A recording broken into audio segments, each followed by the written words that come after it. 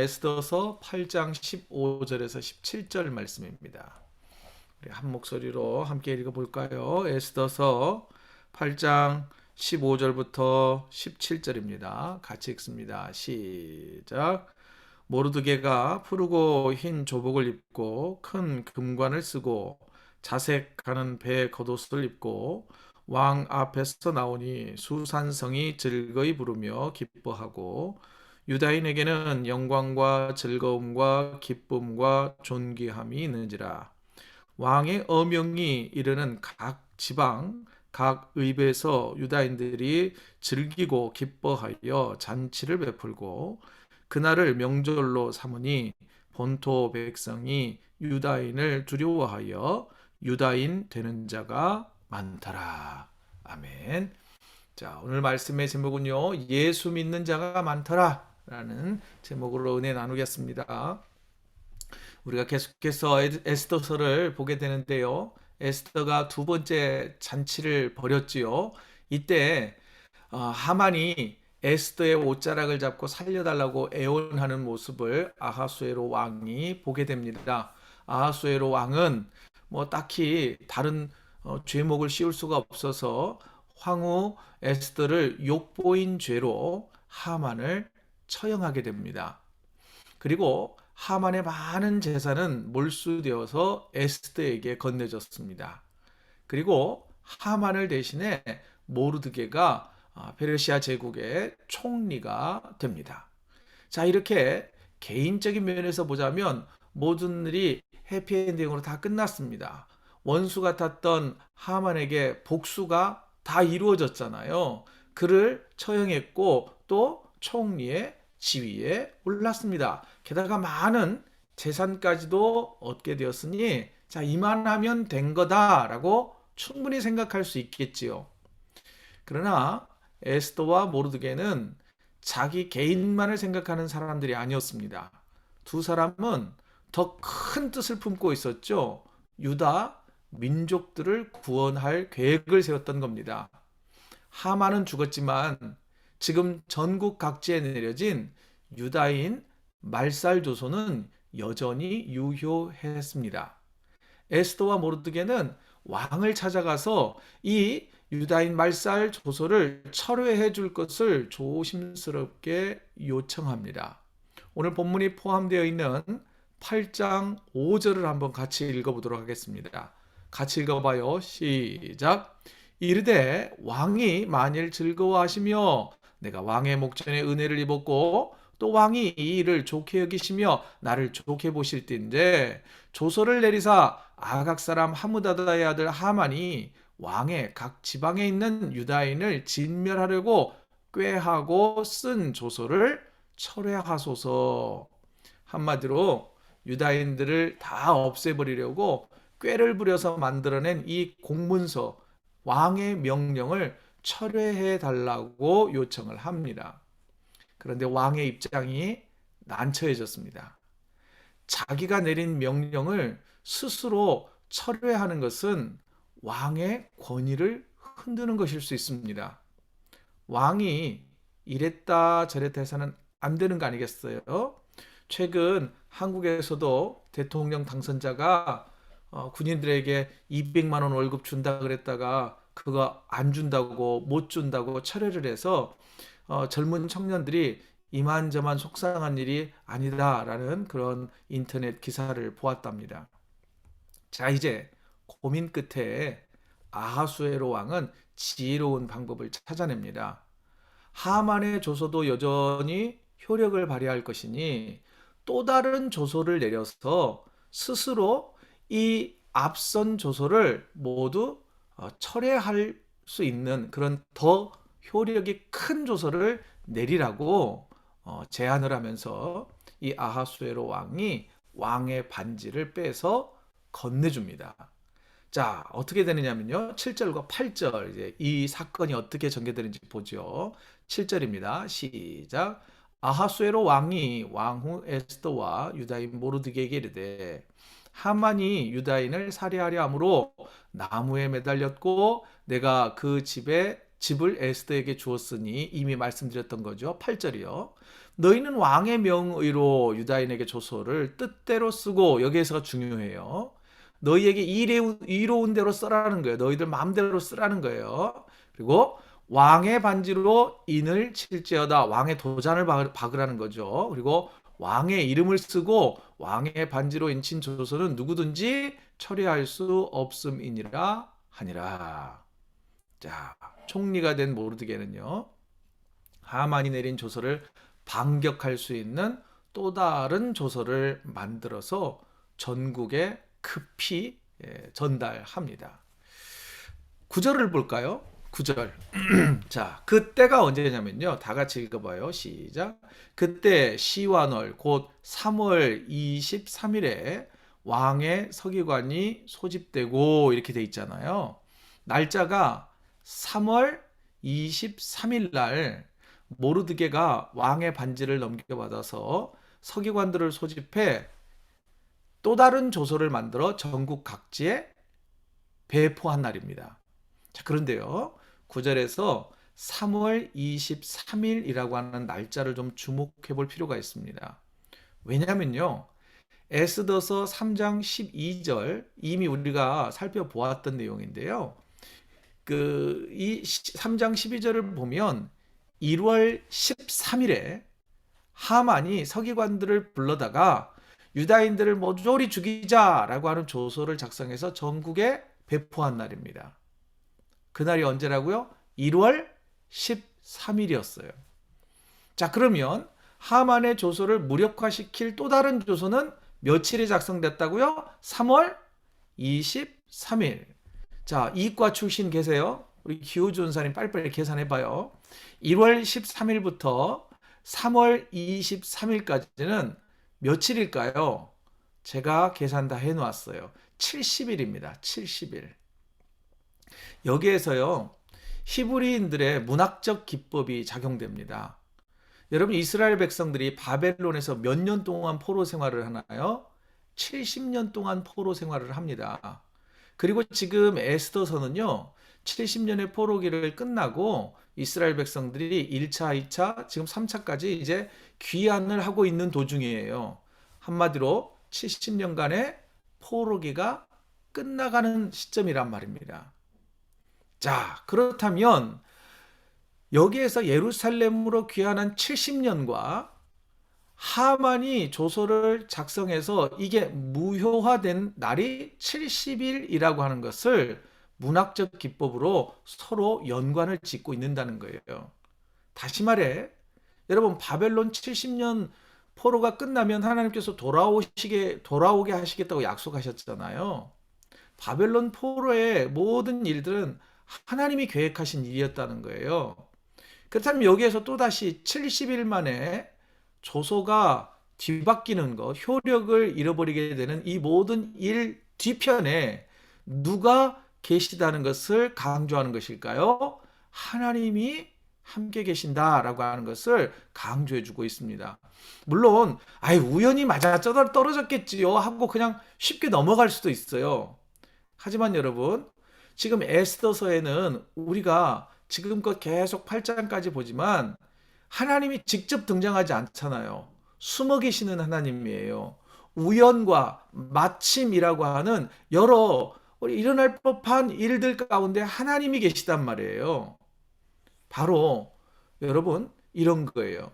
지난번에 있었던 일들 되돌아보니까 안 되길 다행이네, 이런 것들 있잖아요.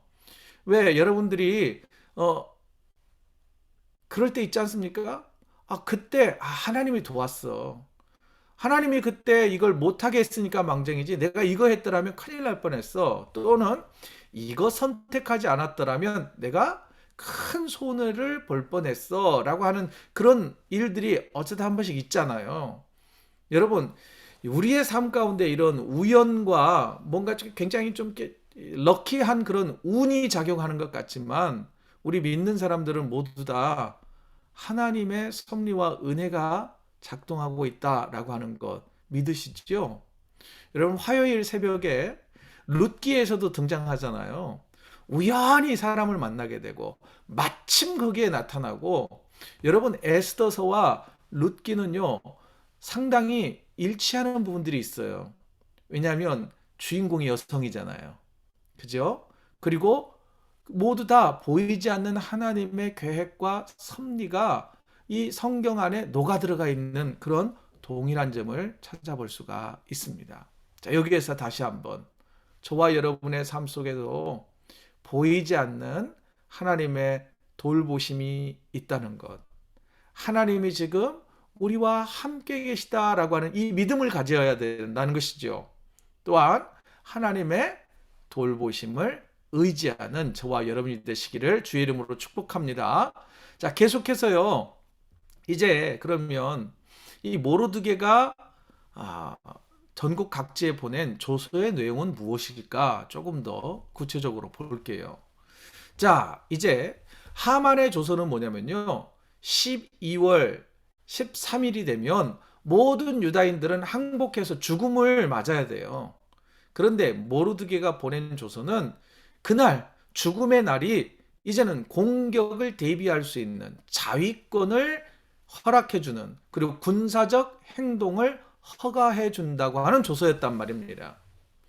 이 조서는요 유다인들이 힘을 합하여 대비하면 얼마든지 방어할 수 있습니다. 그리고 감히 누가 이제 이 하만의 조서를 따를 사람이 있겠어요? 왜냐하면 보세요. 모든 힘의 균형이 어디로 넘어갔어요? 왕후 에스더에게 넘어갔잖아요. 그리고 총리가 누가 된 거예요? 모르드게가 총리의 자리에 올랐어요. 그러니 당연히 힘의 균형이 유다인들을 돕고 있단 말이에요. 그러니 더 이상 하만이 내린 조서는 두려워할 것이 못 됩니다. 도리어 12월 13일이 공격하는 세력들, 적대적인 세력들을 일거에 제거할 수 있는 기회가 된단 말이죠. 흔히 이런 말하고 같아요. 위기가 변해 기회가 된다라는 그런 말이 바로 지금 나타나는 현상입니다. 자, 이제 모르드게는요, 빠른 말을 동원해가지고 각도에 최대한 빨리 조서를 전달을 합니다. 그리고 앞으로 일이 어떻게 전개될지를 알려주는 모습이 그려지는데요. 본문 15절이에요. 여러분들이 읽으세요. 저 물 한 잔 마시겠습니다.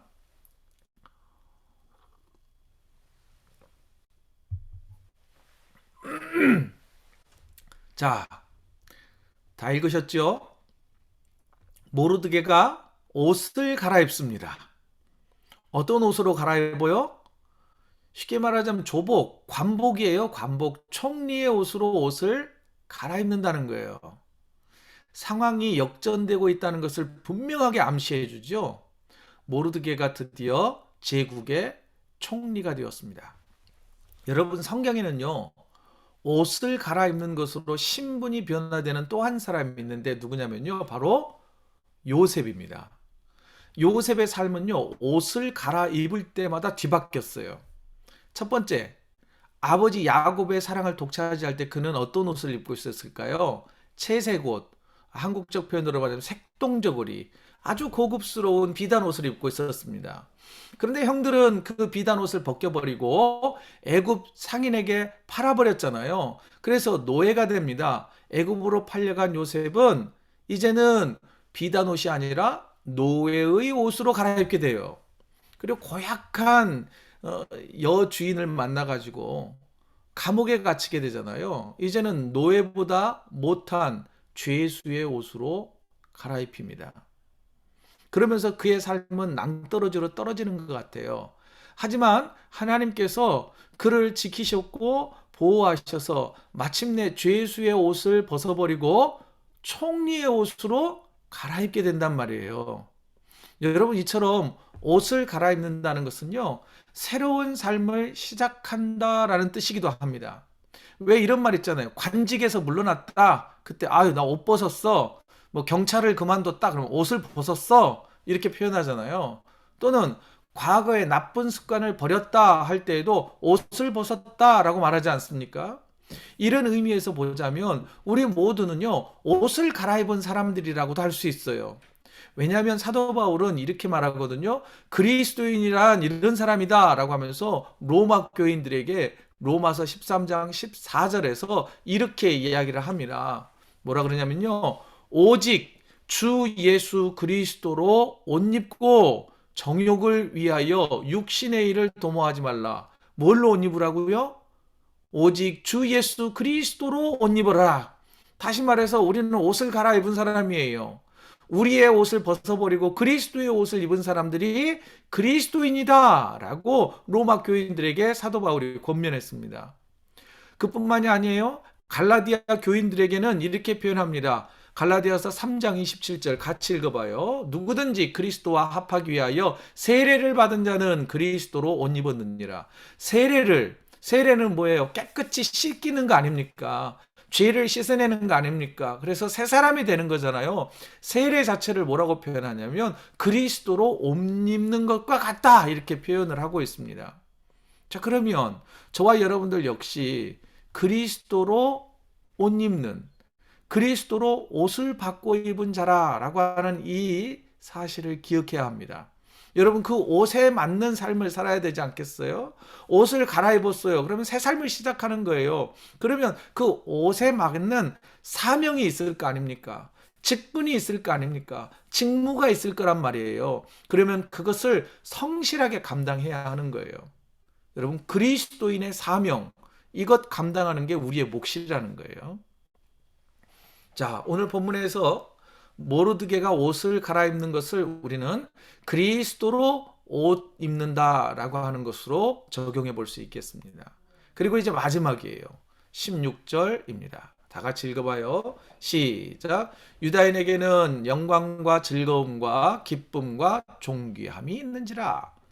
여러분, 유다인들은 죽음을 맞이하고 있었어요. 이제 다 죽었다 절망하고 낙심하고 있었단 말이에요. 그런데 그 절망을 하나님이 바꿔주셨어요. 어떻게? 영광과 즐거움과 기쁨과 존귀함으로 바꿔주셨어요. 여러분 보세요. 이 단어가 비슷비슷해요. 사실은 뭐 다를 수도 있지만 뉘앙스가 같잖아요. 이게 이제 히브리어로 볼 때는요, 최상급의 표현을 이런 식으로 씁니다. 예를 들어 전도서에도 보면 헛되고 헛되며 헛되고 헛되니 해 아래 모든 것이 헛되도다. 헛되다라는 표현을 5번이나 반복하잖아요. 이게 히브리어의 최상급 표현입니다. 쉽게 말하자면 이런 거예요. 별도로 최상급이 있는 게 아니에요. 덥다. 아이고 덥다. 아이고 너무나 덥다. 그러면 진짜 더운 거예요. 히브리 사람들에게 있어서요. 자, 그럼 보세요. 이런 문법적인 의미로 볼 때 유다인들이 하나님의 은혜로 이제 생명을 얻게 되는 거잖아요. 그게 너무 기뻤다는 것을 전달해 줍니다. 그리고 17절이에요. 다 같이 읽습니다. 시작. 왕의 어명이 이르는 각 지방, 각 읍에서 유다인들이 즐기고 기뻐하여 잔치를 베풀고 그날을 명절로 삼으니 본토 백성이 유다인을 두려워하여 유다인 되는 자가 많더라. 여러분, 무엇보다요, 이 사건으로 인해서 죽음의 문턱까지 갔던 유다인들의 지위가 급상승합니다. 다른 민족 사람들이 앞다투어 유다인이 되려고 합니다. 특별히 여러분, 본토 사람이라고 표현하잖아요. 근데 영어 표현으로 보면 여러 나라 사람, 여러 지역 사람 이렇게 표현되더라고요. 여러분, 에스더와 모르드게가 권력을 차지하자 일시에 나타난 현상일 수도 있습니다. 왜 사람들이 그러잖아요. 권력을 따라서 철새처럼 왔다 갔다 하는 것이 민심이긴 것도 사실이거든요.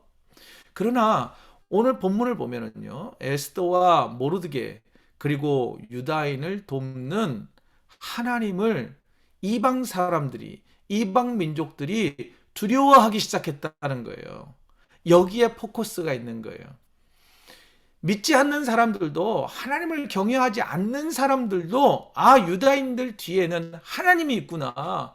저들이 믿고 신뢰하는 창조주 하나님이 있구나. 그 하나님은 우리가 섬기는 저 바벨론의 신 마르둑보다 더 강하구나 라고 하는 것을 깨달은 거예요.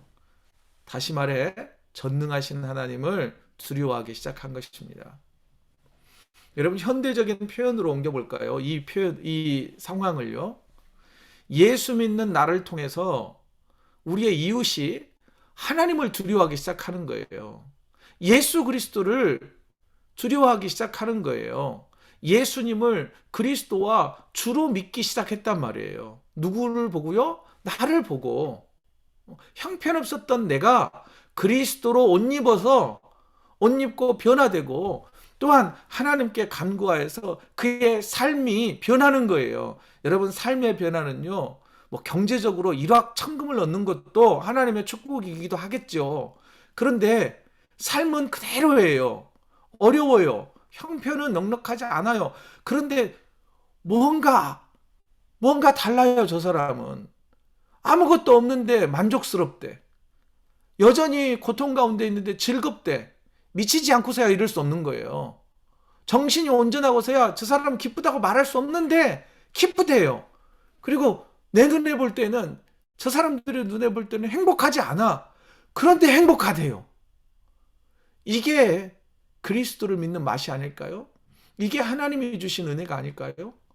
여러분 죽을 것 같은 상황 속에서도 그래도 감사한대요. 그래도 감사한대요. 오늘 저희 아내가 그러더라고요. 우리 교회에 왔던 정혜영 집사 혹시 기억하세요? 정혜영 집사님 어머니가 암투병 하시다가 며칠 전에 돌아가셨어요. 목사님 사모님이셨는데요. 근데 사모님이 병상 일기를 썼대요. 그런데 췌장암으로 막 고통스러워 하면서도 새로운 날을 시작하면서 오늘도 살게 해주신 하나님께 감사하다라고 이 병상일지를 매일 그렇게 기록했다는 거예요. 그래서 병원에서는 6개월이면 아마 사망할 거라 그랬는데 1년 6개월 동안 생명이 연장되었다 그래요. 여러분 보세요. 이게 예수 믿는 저력이 아닐까 싶습니다. 암 투병하면서 이제 생명의 불꽃이 다 사그러 들어가는데도 매일 오늘 살게 하신 것 감사하다고 고백할 수 있는 이 영적인 힘, 이것은요, 물질로 주어지는 게 아니잖아요. 이것은 세상의 지위로 얻어지는 것도 아니에요. 하나님을 인격적으로 만나고 하늘의 소망이 가득한 자들에게 나타나는 제가 자주 쓰는 말이 있죠. 영적 아우라인 거예요. 여러분 우리에게 이런 영적 아우라가 있어서 우리의 삶을 보고 예수 믿는 자들이 많아지고 우리의 삶을 통하여 하나님을 두려워하는 자들이 더 많아지기를 간절히 소망해 봅니다. 말씀을 좀 정리해 보겠습니다. 전능하신 하나님을 믿는 자들을 하나님은 보호해 주십니다. 그게요, 지난 과거의 삶이 증거가 아닐까 싶습니다. 저와 여러분이 걸어온 모든 순간순간마다 하나님이 도와주셨다고 하는 사실을 부정하지 마십시오. 그리고 앞으로도 하나님은 저와 여러분들을 지키실 것입니다. 또 다른 하나는요, 우리가 예수 그리스도로 옷 입은 자로서 변화된 삶을 통하여서 우리 주변에 있는 사람들이 하나님을 두려워하고 예수 그리스도를 영접할 수 있기를 원합니다. 왜? 네가 믿는 하나님 나도 좀 믿어보자. 교회 가면 나도 너처럼 바뀔 수 있겠냐? 너는 뭐가 그렇게 행복하냐? 너는 뭐가 그렇게 기쁘냐? 교회 가면 밥을 주냐? 돈을 주냐? 뭐가 그리 좋다고 거기를 쫓아다니냐? 이러면서 뭔가 좀 궁금증을 자아낼 수 있는 그런 그리스도인이 되었으면 정말 좋겠습니다. 그래서 우리의 삶을 보고 많은 사람들이 함께 구원의 은혜를 누리는 저와 여러분의 삶이 되시기를 다시 한번 주의 이름으로 축복합니다.